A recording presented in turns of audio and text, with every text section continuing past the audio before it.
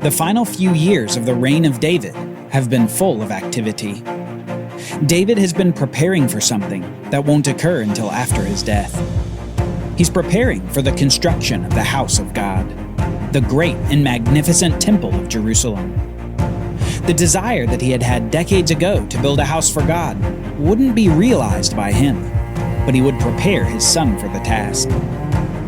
David would gather the materials, ensure proper plans were communicated, establish the labor force, organize the Levites for the temple service, establish the descendants of Aaron as the priests for the temple, find skilled musicians to play the lyre, cymbals, and harps, organize the treasurers to manage the gifts of the people, and recruit mighty and valiant gatekeepers to protect the temple. David didn't just age into obscurity. He spent his final years for something that would outlast him. He dedicated himself to a project that would honor God in a way that perhaps nothing else could.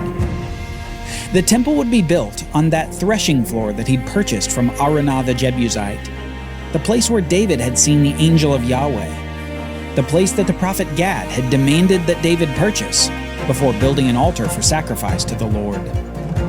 This place for threshing wheat would turn into the single most holy location in the entire world.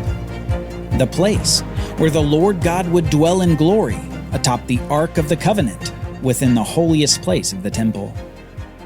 David was getting ready for his son, the next great king over Israel.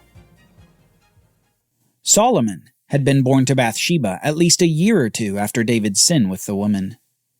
Bathsheba's first child by David had died shortly after birth as one of the many penalties on David's sin. A reminder that sin's consequences don't merely touch the sinner, but everyone around him or her.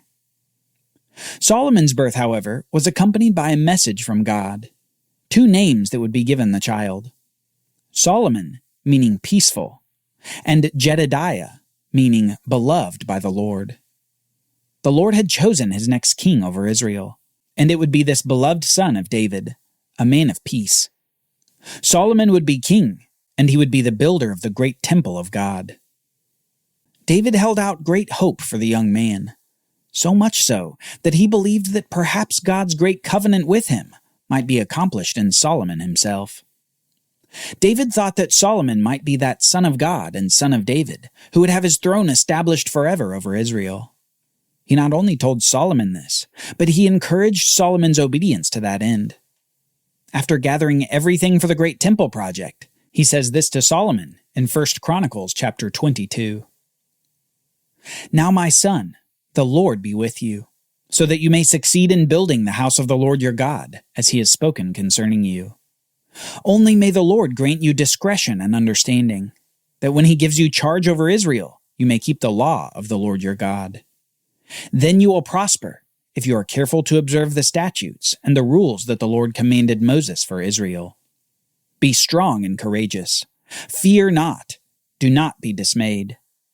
With great pains I have provided for the house of the Lord 100,000 talents of gold, 1,000,000 talents of silver, and bronze and iron beyond weighing, for there is so much of it.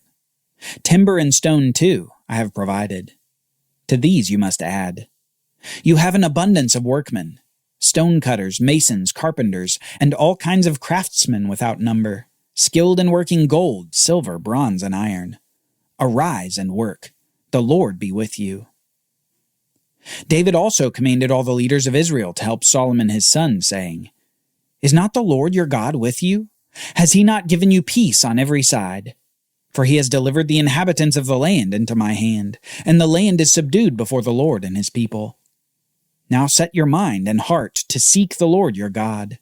Arise and build the sanctuary of the Lord God, so that the ark of the covenant of the Lord and the holy vessels of God may be brought into a house built for the name of the Lord." In this short speech to Solomon and to the people, David hits on many of the major themes of his life and the life of Israel. He says first that the Lord will be with Solomon and with the people, that God's presence will be among them as they work to build the temple. He tells Solomon to be careful to obey the laws of the Sinai covenant given through Moses. Not only that, but he gives the same encouragement that Moses and God had given to Joshua 500 years prior, saying this, Be strong and courageous. Do not fear and do not be dismayed. And then he emphasizes that all the preparations had been completed for Solomon. David had gathered over 5 million pounds of gold, worth over 125 billion of today's dollars, along with $15 billion of silver, not to mention the other precious metals. He'd gathered cedar and stone, and he'd gathered all the necessary workmen to get it all done. David then encourages the leaders to help with the project, saying that Yahweh has given them peace on every side for now. God has given them rest from their enemies, and the task of the temple is before them. Arise and build, says David. You can tell that this was David's passion project, one of the great desires of his heart. You can tell why it honored God so much. There's not a hint of David wanting to build for his own fame. He wants God's name to be great. He wants to pour wealth and skill into one of the most magnificent buildings that the world had ever seen. David wanted to do it all for God, and he wanted to see Solomon be that great king who would reign forever on David's throne. David gave Solomon the plans for the temple that he'd received from Yahweh and entrusted the temple's completion to his son. The plans were made, the preparations were accomplished, and the charge for building was given. But David had one final public prayer that he would speak before the people and before God. We read this in 1 Chronicles chapter 29, starting in verse 10. David blessed the Lord in the presence of all the assembly. And David said, Blessed are you, O Yahweh, the God of Israel our Father, forever and ever. Yours, O Lord, is the greatness, and the power, and the glory, and the victory, and the majesty. For all that is in the heavens and in the earth is yours. Yours is the kingdom, O Lord, and you are exalted as head above all. Both riches and honor come from you, and you rule over all. In your hand are power and might, and in your hand it is to make great and to give strength to all. And now we thank you, our God, and praise your glorious name. But who am I, and what is my people that we should be able thus to offer willingly? For all things come from you, and of your own we have given to you. For we are strangers before you and sojourners, as all our fathers were. Our days on the earth are like a shadow, and there is no abiding. O Yahweh our God, all this abundance that we have provided for building you a house for your holy name comes from your hand and is all your own. I know, my God, that you test the heart and have pleasure in uprightness. In the uprightness of my heart, I have freely offered all these things. And now I have seen your people who are present here, offering freely and joyously to you. O Lord, the God of Abraham, Isaac, and Israel, our fathers, keep forever such purposes and thoughts in the hearts of your people, and direct their hearts toward you. Grant to Solomon my son a whole heart, that he may keep your commandments, your testimonies, your statutes, and performing all, that he may build the palace for which I have made provision. Then David said to all the assembly, Bless Yahweh your God.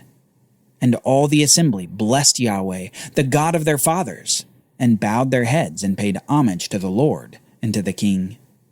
And they offered sacrifices to the Lord, and on the next day offered burnt offerings to the Lord, 1,000 bulls, 1,000 rams, and 1,000 lambs, with their drink offerings, and sacrifices in abundance for all Israel. And they ate and drank before the Lord on that day with great gladness. David's kingship was coming to an end, and with his final prayer before the people, he exalts God's throne, God's kingdom, and God's power. He speaks of God's Abrahamic covenant promises to Abraham, Isaac, and Jacob. He speaks of the graciousness with which God chose Israel to be a special nation before him. And he asks God to bless the people and Solomon with steadfastness toward him. Then the people bless Yahweh, sacrifice to him, and make a great celebration and feast before him. David, more than any other leader before, had established Israel in Canaan and continued conquering the land. He'd followed Yahweh through difficult and tumultuous times. And by the end of his life, David had been forgiven much by the God who had been ever faithful to him. David, the man after God's heart, would soon die, and Solomon his son would rise. But before his last breaths, he would write these final lyrics. Lyrics of a prophecy that looks forward to the great king to come, the one who would dwell on David's throne forever. Lyrics from the Spirit of God, speaking through the mouth of David. We read this in 1 Samuel chapter 23. Now these are the last words of David. The oracle of David, the son of Jesse, the oracle of a man who was raised on high, concerning the Messiah of the God of Jacob, the delightful one of the songs of Israel. The Spirit of the Lord speaks by me. His word is on my tongue. The God of Israel has spoken. The Rock of Israel has said to me, one who rules over men righteously shall arise, ruling in fear of God. He dawns on them like the morning light, like the sun shining forth on a cloudless morning, like rain that makes the grass to sprout from the earth. Although my house is not so with God. For he has made with me an everlasting covenant, ordered in all things and secure. For will he not cause to prosper all my help and my desire? But worthless men are all like thorns that are thrown away, for they cannot be taken with the hand. But the man who touches them arms himself with iron and the shaft of a spear, and they are utterly consumed with fire. David's final song caps off his magnificent songwriting enterprise through his life. It's a forward-looking song, a prophetic oracle about the coming Messiah, a favorite subject of David through many of his psalms. The Spirit of God declares through David that a ruler is coming who will rule righteously over men, ruling as the ideal king. He will be like the morning sun and the spring rain, causing growth all around him. And although David's house hasn't been perfect, this Messiah will cause God's promises to David to come to full fruition. God will do as he promised. And this king from David will finally defeat all his worthless enemies. Unworthy to be ruled over, they will be consumed by fire. This final song of the dying David expresses his living hope, the hope of the great king to come, the seed of Eve, the seed of Abraham, the seed of David. The great hope of the Bible is coming. He's coming to rule, and he's coming to conquer. David's great hope extends to his son Solomon, and as we find out, extends for centuries past Solomon. His hope extends all the way back to Bethlehem, David's hometown, where eventually the piercing cry of a newborn lights up the night with praise.